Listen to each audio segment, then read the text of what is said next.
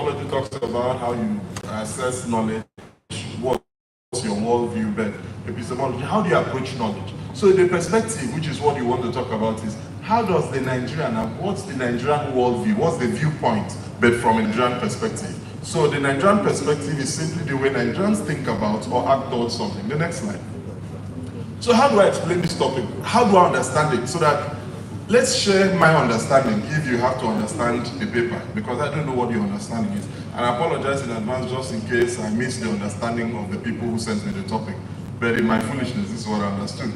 So, how do Nigerians look at or approach living today with tomorrow in mind in these very difficult and challenging times? That's how I understand the topic. Is that how you understand it? Okay, so let's go to, so it's a pause and reflect moment for us. So how do we as Nigerians view sustainable development in difficult times? And that's a question you have to answer for yourself. Onofio has spoken as to what governments can do, what corporations can do, but now the question is, what can you do? I'm going to go down to leave you at a point. I didn't come to proffer solutions. Incidentally, thank God my Onofio has proffered solutions. I only came to instigate your mind. I came to annoy your mind. I came to whet your appetite. I came to stimulate it in a way and manner that will make you think of the things you've not thought before. And we're going to see that as we go. So, next slide, please. So, historical evidence to how we act, because it means that for there to be a Nigerian perspective, there is a UK perspective, there is an American perspective. Is it not so? But now, the problem with the Nigerian perspective is that which perspective are we taking? Are we taking the Hausa perspective, the Yoruba perspective, the Igbo perspective, the Ibibio perspective, the Ishekri perspective? Because our realities in this country are heterogeneous in their existence. Are we together?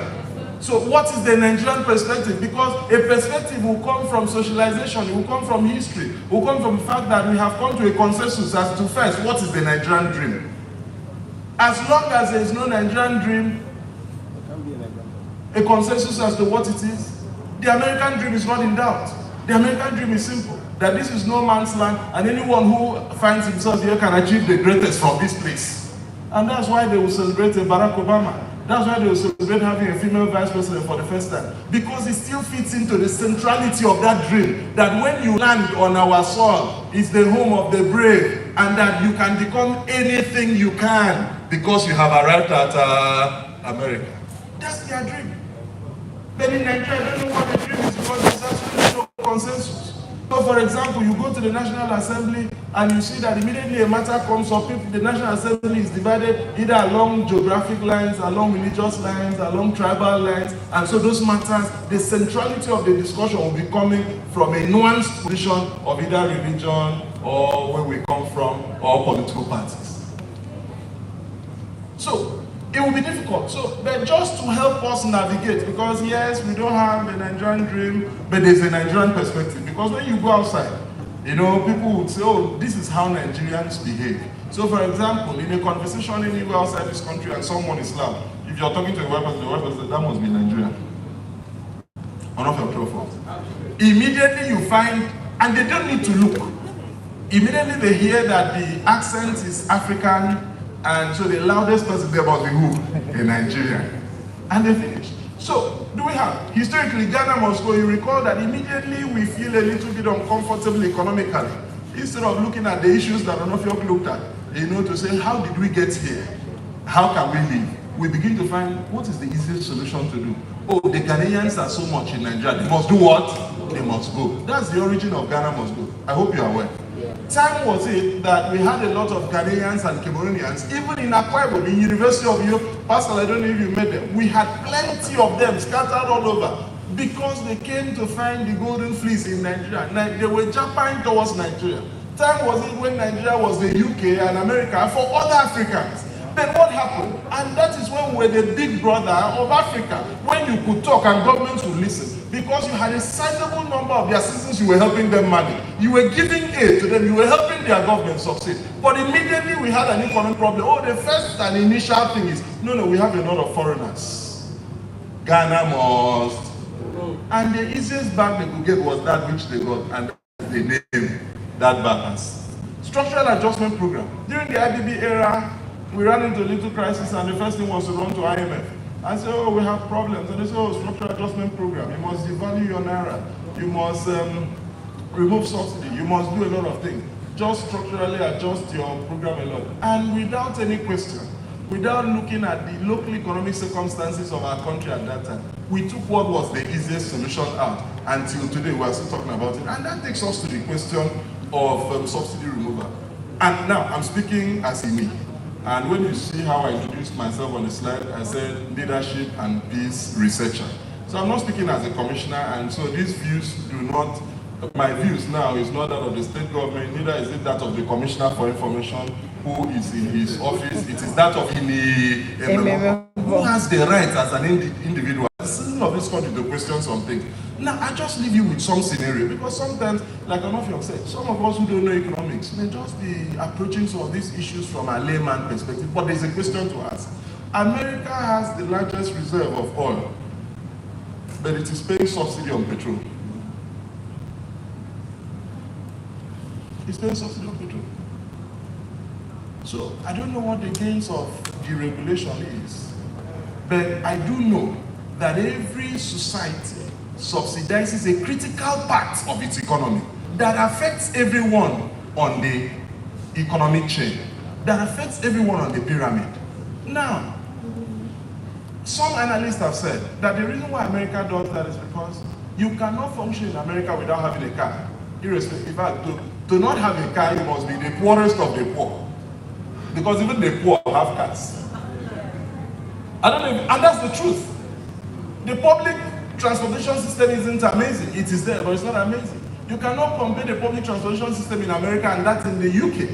So in the UK, a lot of people do not interact with gasoline because a lot of people don't have cars. There are very rich people in the UK who live and don't have a car because practically they do not need it.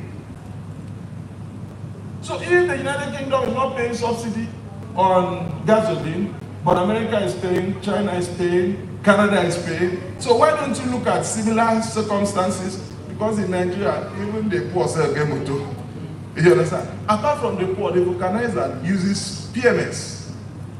So immediately you pronounce, without doing anything, you just pronounce subsidy removed 300% on one day. So, but that's not what we came to say. When we have stress in our country, how do we do? Military intervention.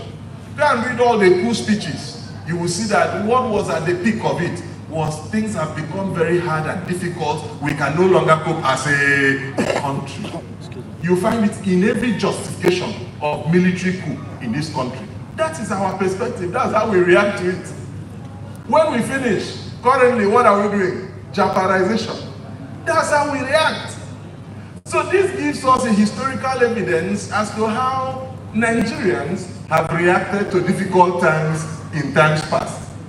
Is there any disagreement as it is? Yeah. This is history. So even if they come to arrest me, I tell them to arrest history. Next slide. So what is our disposition? So the disposition that will guide our to be able to consume what Onofio said, there are dispositions. What are the dispositions? First, thinking versus worrying. Please, how many of you think that Nigerians worry more than they think? Can I see your hands? Do you understand? Okay. So now let's drill down. What is thinking? Thinking is the process of considering or reasoning about something. Webster says it's the action of using one's mind to produce thoughts.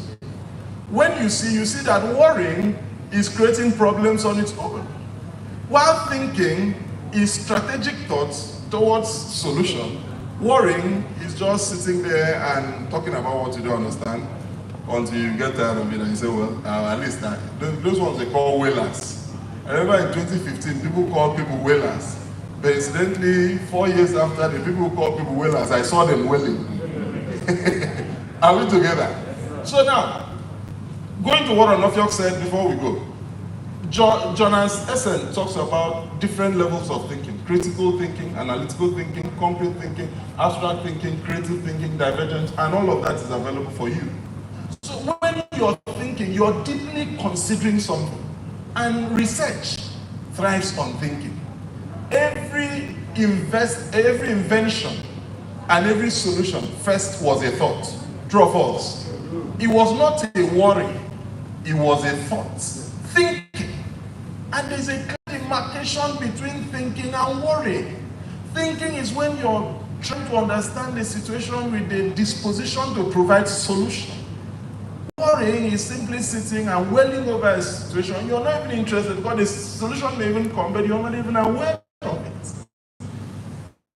So Nigerians do a lot of thinking, and there are two dispositions, especially in social science research, that has birthed a lot of theories. You're either going to be doing critical theory, which has to do with understanding a situation more. Why is this happening? Or you're going to do problem-solving theory. That is for social science research. So let's go to the next slide, please. So worrying causes anxiety. That's what Oxford